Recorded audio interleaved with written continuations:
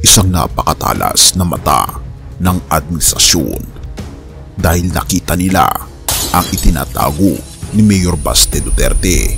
Ano nga ba ito na lumabas na ang itinatago ni Mayor Sebastian Duterte? Alam niyo ba kung gaano kalaki ang ginastos ng Davao sa 2023 para sa kanilang confidential expenses? Ang hint, mas malaki pa ito kaysa sa pinagsamang gastos ng 7 sa pinakamayayamang lungsod sa bansa. Ayon ito sa report ng Rappler. Pero bakit nga ba ito mahalaga? Halika, atin itong pag-usapan, mga kaibigan.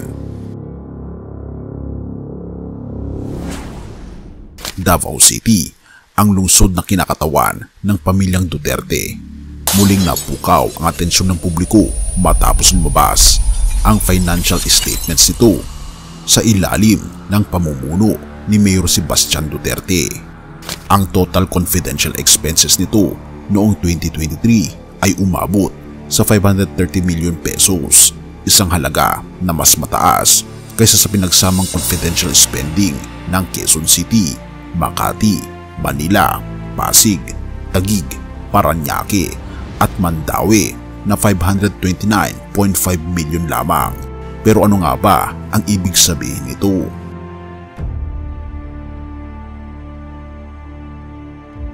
Ang pinakamayamang lungsod sa bansa, Quezon City, na may assets na 448.51 bilyong piso ay gumastos lamang ng 100 million pesos para sa confidential expenses noong 2023. Samantala, ang Makati na pangalawa sa listahan ng pinakamayayamang lungsod ay naglaan ng 240 milyong piso at kahit pa ang Maynila, ang kabisera ng bansa, ay gumastos ng 120 milyong piso, hindi pa rin umabot ang kailang pinagsamang gastos sa confidential funds ng Davao City.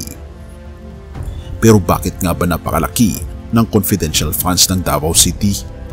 Simula noong 2016 sa ilalim ng Administrasyong Duterte, tuloy-tuloy ang pagtaas ng confidential expenses ng lungsod mula sa 144 milyong piso noong 2016 naging 530 milyong piso na ito sa 2023. Ang tanong, saan nga ba ginagamit ang ganitong kalaking pondo?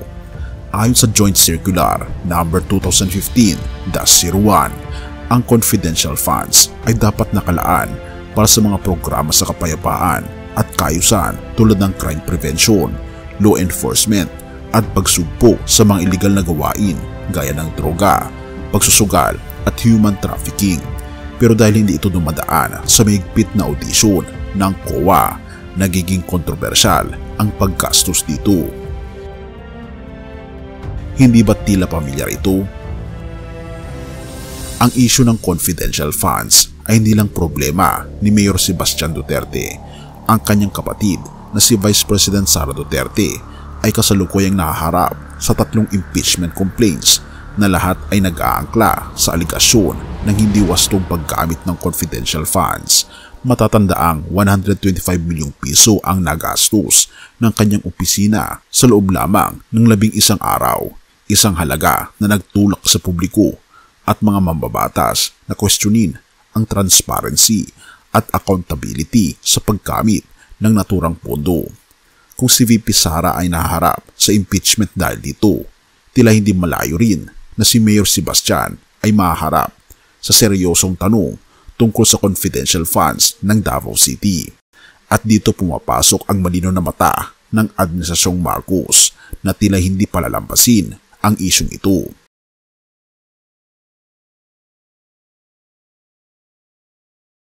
Kung ang confidential funds ay para daw sa kapayapaan at kaayusan, bakit mas malaki ang gastusin ng Davao City kaysa sa mga pinakamayayamang lungsod na may mas maraming tao at mas malalaking hamon sa seguridad?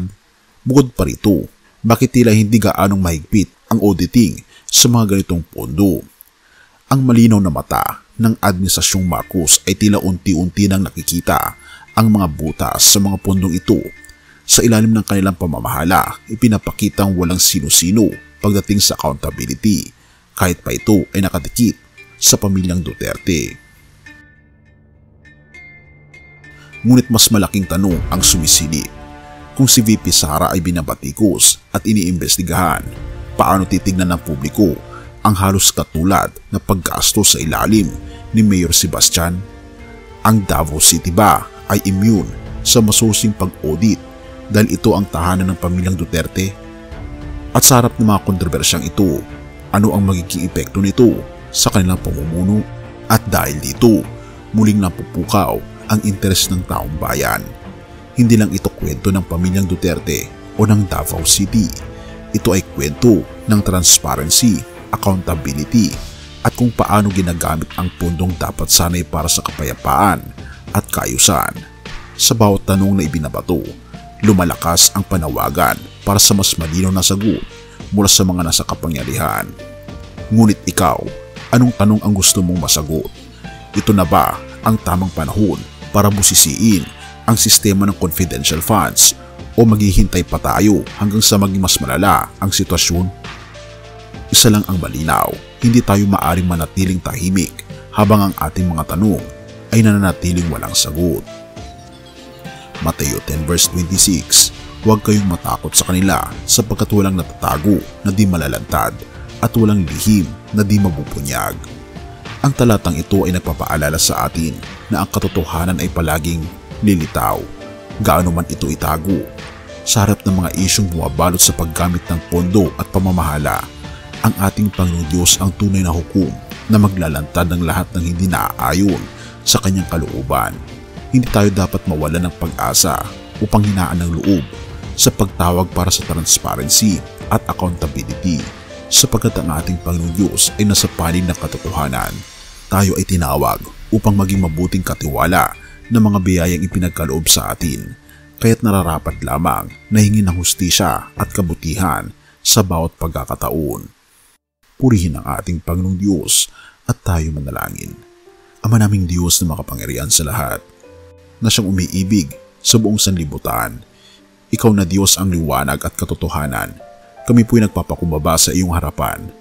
Salamat po sa pagkakataong mapagnilayan ang mga isyong hinaharap ng aming bayan.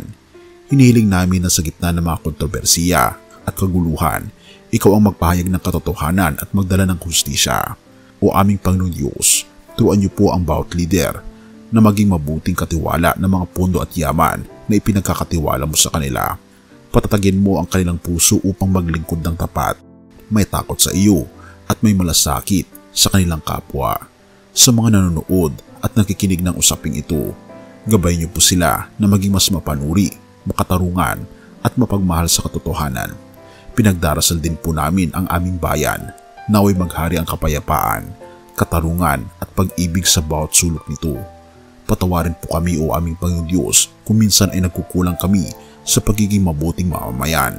Tulungan niyo po kaming tumindig para sa katotohanan at hustisya nang hindi natatakot sapagkat ikaw ang aming sandigan. Lahat ng ito ay aming idinadalangin sa pangalan ng aming Panginoong Hesus na siyang aming Panginoon at tagapagligtas, at salamat sa pagdinig ng aming mga panalangin at patnubayan po kami at patawarin po kami sa lahat ng aming pagkukulang at pagkakasala sapagkat ito ang samot hiling sa matamis na pangalan ng aming Panginoong Hesus. Amen.